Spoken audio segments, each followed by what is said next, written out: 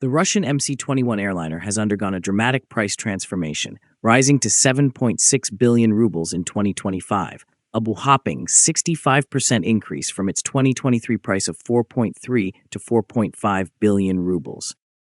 This surge is a direct result of inflation, the costs of import substitution, and the transition to fully domestic components following Western sanctions.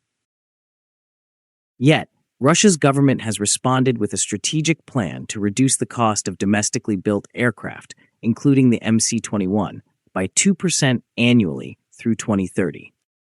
If this initiative is successful, the MC-21's price could fall by about 10% over the next 5 years, potentially restoring some of its price competitiveness against Western and Asian rivals. The MC-21's closest international competitors are the Airbus A320neo, Boeing 37 MAX 8, and China's COMAC C919. The MC-21-310 stands out with its wider cabin, offering improved passenger comfort and flexibility compared to its Western and Chinese peers.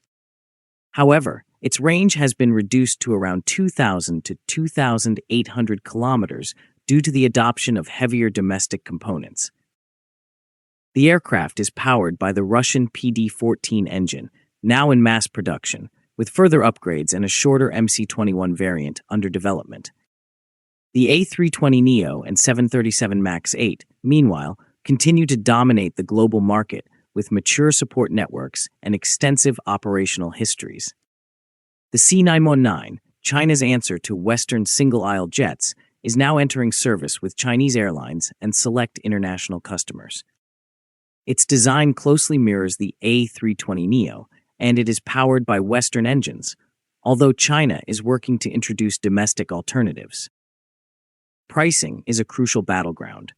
The MC-21's current price is close to the discounted market rates of the A320neo, 737 MAX 8, and C919, which typically sell for $50 to $60 million after negotiations. However, the Russian government's 2% annual price reduction plan could lower the MC-21's cost to approximately $76 million by 2030, giving it a potential edge in markets where price sensitivity is high and Western aircraft are less accessible. The C919, while officially priced similarly to its Western competitors, benefits from strong state support and financing within China and for select Belt and Road partner nations. Certification plays a major role in determining market access. For the MC-21, certification is not a barrier in Russia or in countries that accept Russian aviation standards, such as CIS states, Iran, and some Middle Eastern and African nations. For these markets, the MC-21's improving price competitiveness and independence from Western supply chains are strategic advantages. The C919 faces similar hurdles. It is certified in China and select partner countries, but lacks EASA or FAA certification, limiting its adoption in the US, EU, and many Western-aligned states.